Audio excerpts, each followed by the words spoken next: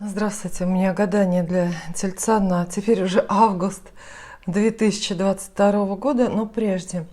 Знаете, в интернете много истинных и ложных, лестных и оскорбительных домыслов есть про тельцов, но я вам предлагаю очередной набор допущений, вот согласны вы или нет.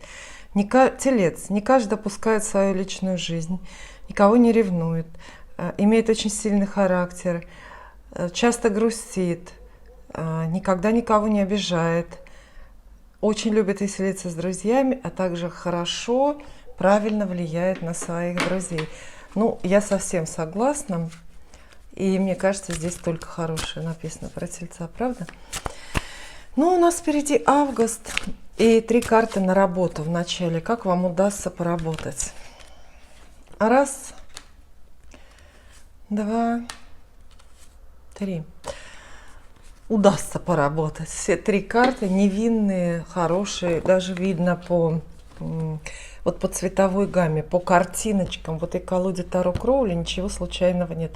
Каждый цвет очень даже к месту. Видите, вам выпадает, во-первых, тройка пентаклей, центральная карта. Эта карта так и называется. Вот она, работа. Да, работа. То есть вы будете заниматься работой. Хорошая новость, у кого нету, значит, она будет, вы будете работать. У кого есть, это тоже хорошо, значит, вы ее не потеряете, она у вас никуда не денется. Рядом 8 пентаклей, вложение, учеба, мастерство, наращивание навыков, возможность кого-то учить или у кого-то учиться. И возможность не впустую проживать каждые 8 часов любого рабочего дня. То есть вы не просто работаете, не просто занимаетесь бизнесом, но вы вкладываете это все в себя, в свое развитие, естественно, в свои деньги, в свой кошелек. Карты описывают эффективную работу, однако, может быть, немножко рутинную, скучновато. Если вы ждете прорыва, каких-то необычных вещей, типа новой должности, нет, вряд ли. В августе этого почти наверняка не будет. Месяц потребует от вас сосредоточенности, спокойствия, терпения и, как минимум, нахождения на работе. Это не время отдыхать, потому что очень многому можно будет научиться. Карты описывают именно развитие профессиональных способностей, возможностей. И да, новая работа, безусловно, найдется, тоже многому вас научит. А 6 кубков, так это вообще прелесть, подарок здесь. Эта карта обещает такой удивительный эмоциональный комфорт на работе. То есть вы не просто работаете, но вам нравится общаться с людьми. По 6 кубков приходит вот ощущение такое работа-дом. То есть вы пришли на работу, но ощущаете себя как дома. Тоже отличная новость, если это новая работа, значит, вас очень-очень хорошо примут. Вы на 2-й день почувствуете себя родной с этими людьми. У вас будет все очень хорошо, будет взаимопонимание. И это еще великая карта примирений. То есть вы, если в конфликте сейчас с кем-то в коллективе или с начальством, то вы, безусловно, помиритесь. То есть мы видим Тельца спокойно, сосредоточенно работающего, без потерь и потрясений. А в августе, по-моему, это прекрасно. Ну, то есть работа в рабочем режиме, когда ничего особо не меняется, должна выглядеть именно так. Ее должны описывать именно эти карты. Точно. Теперь деньги, ваш достаток, ваша финансовая жизнь. Как она вас порадует или расстроит? 3 карты. Также 1, 2, 3. Знаете, я бы сказала и хорошо, и плохо, наверное. Все-таки как гарантийный талон, карта гарантии, 10 пентаклей выпадает. Это же крупная денежная карта. И в дурном спорном соседстве она может немножко искажаться смысл ее, но все равно это денежная карта. То есть можно выдохнуть, деньги будут, сделка какая-то крупная ваша состоится, вам все заплатят, инвестиции в ваш бизнес пройдут успешно, оформление квартиры, дома, любой другой недвижимости тоже у вас случится. То есть десятка пентаклей, как любая десятка, это последняя понумерованная карта масти. Она описывает результат, момент, к которому вы долго шли, и вы явно оказались готовы. Это может быть и крупная премия на работе, которую вы долго зарабатывали, ждали. Теперь вот получается, что называется, на руки. Это может быть и наследство. Однако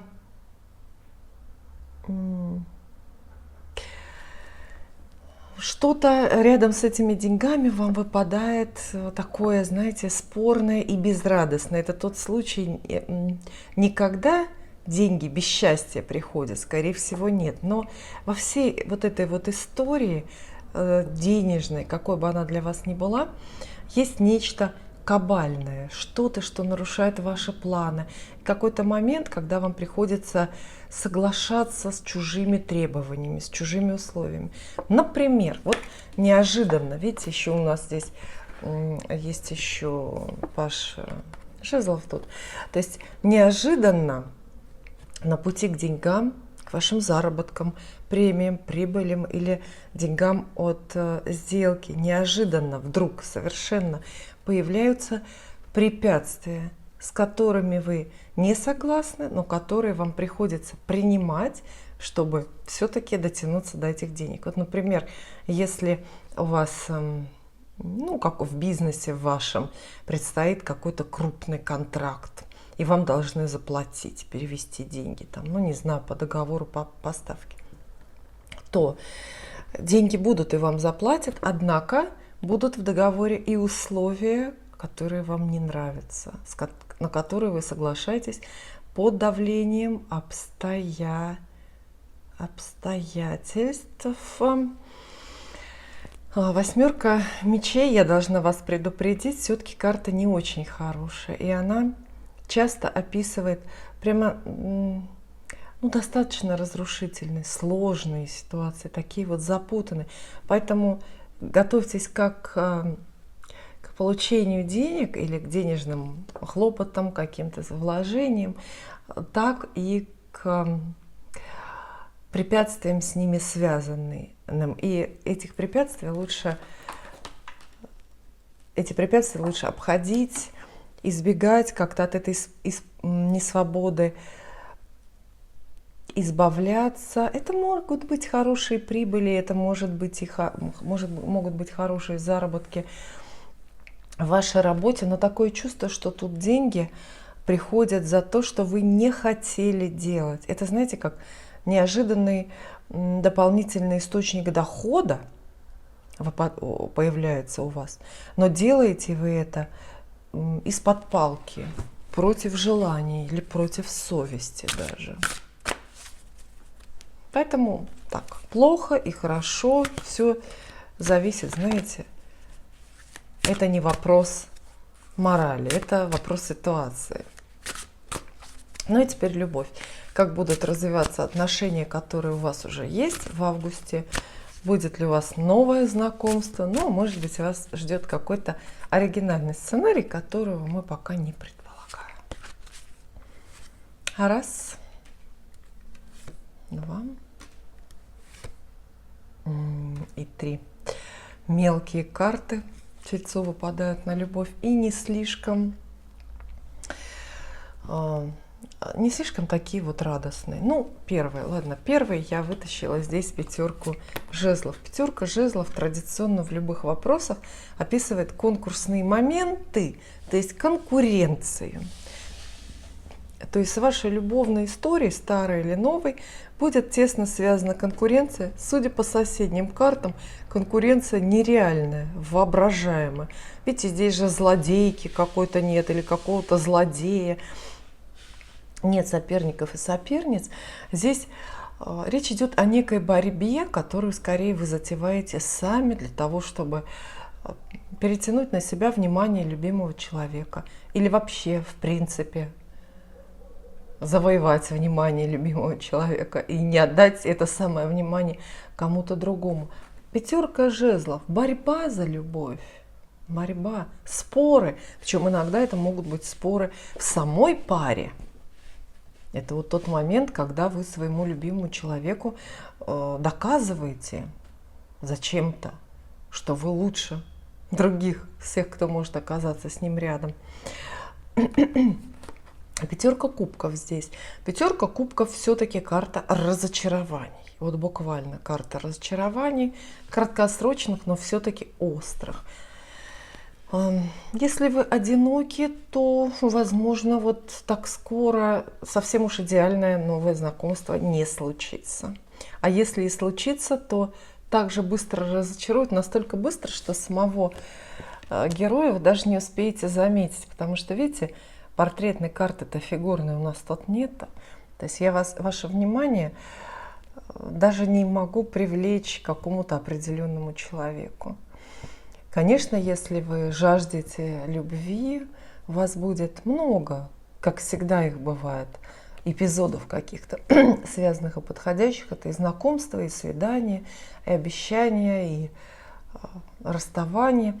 Однако более это разочаровывающая история и более хлопотная, знаете. К тому же семерка мечей здесь есть рядом. Семерка мечей — карта неискренности. Для любви и семейных дел, и дружеских дел она особенно губительна.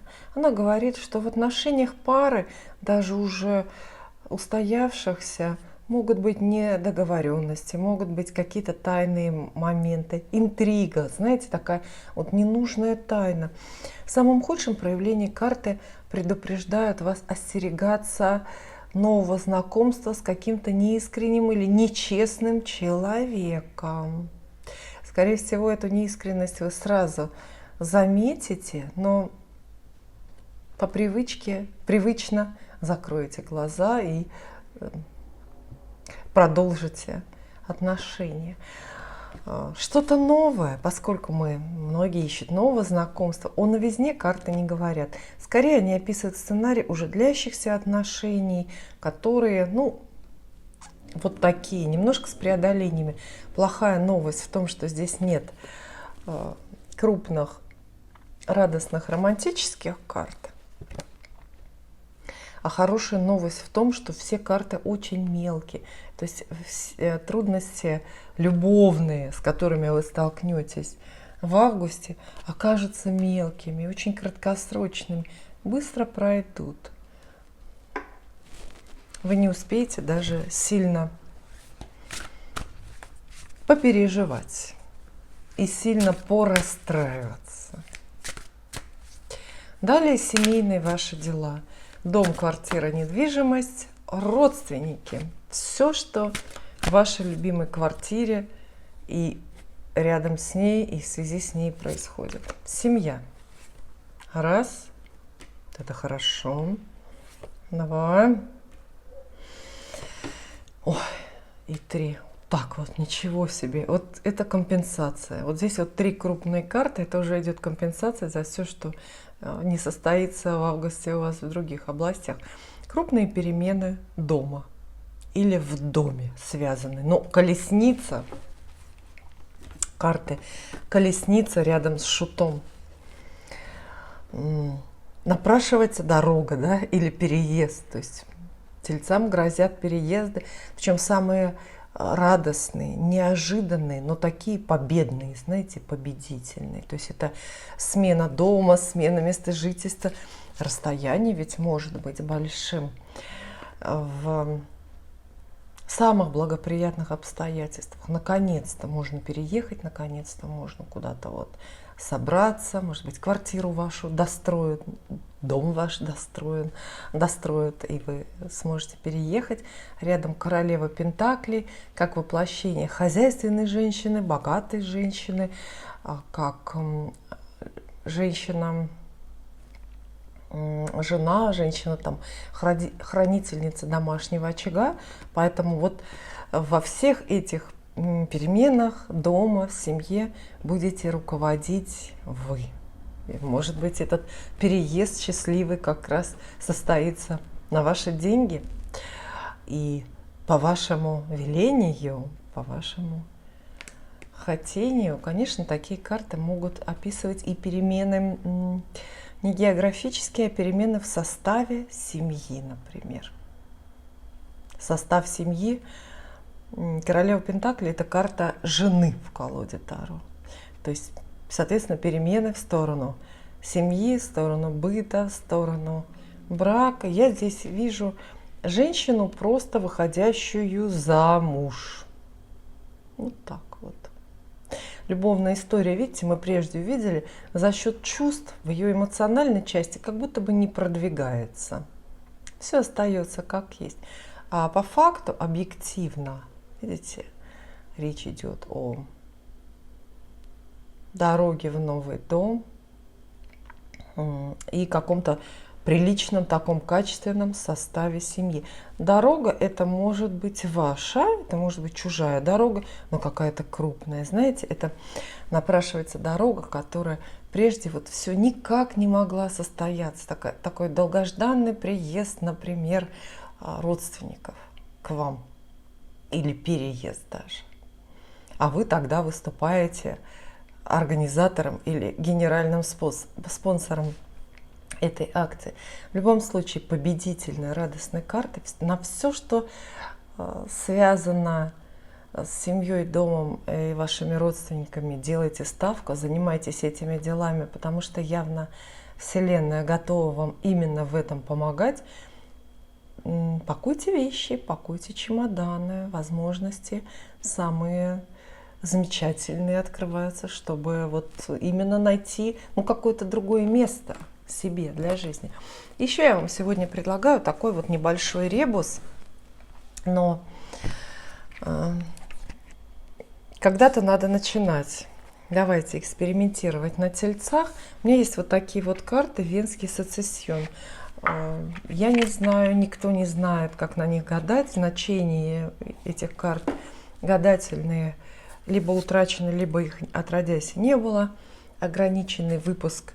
Всего 3000 экземпляров, у меня 2810. Необычные красивые карты. Ну, их тоже женщина рисовала, колоду Таро Кроули.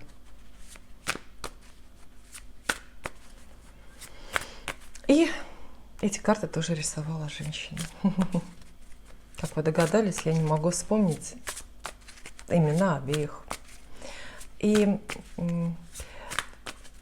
очень странно устроена колода, мы ничего не понимаем. Давайте вытащим тельцу одну карту. Карта совет, карта настроения, и попробуем угадать, потому что на ней нарисовано, провести каждый свою какую-то ассоциацию. Здесь есть так называемые старшие арканы, хотя система совсем другая, не перекликается с Таро.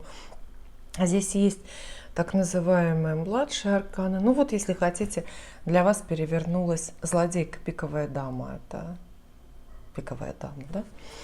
Ну, одну карту для тельца. Совет. Приготовьтесь, если вам нужны какие-то собственные интуитивные догадки на тему вашего августа.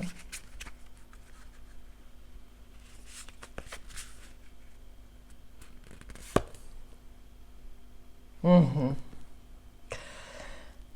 Что это? Посчитаем. Крестовая восьмерка. Дорога все равно вам выпадает, представляете, тельцы? Ну, то есть счастливая карта. Удачное стечение обстоятельств будет где-то на самую какую-то важную для вас тему. Посмотрите на эту карту.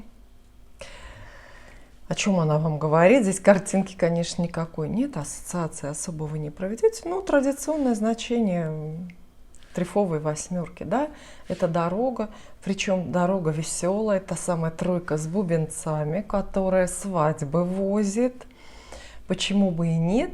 А еще эта карта вообще всегда напоминает про скорость, то есть она говорит, что самое важное, самое главное в августе у вас случится быстро, очень неожиданно и по правилам какого-то особенного вселенского везения. А вам советуют ловить момент, ловить шанс, потому что удача, знаете, вот это такая все-таки синяя птица, которую, как известно, упустишь и не поймаешь. Спасибо.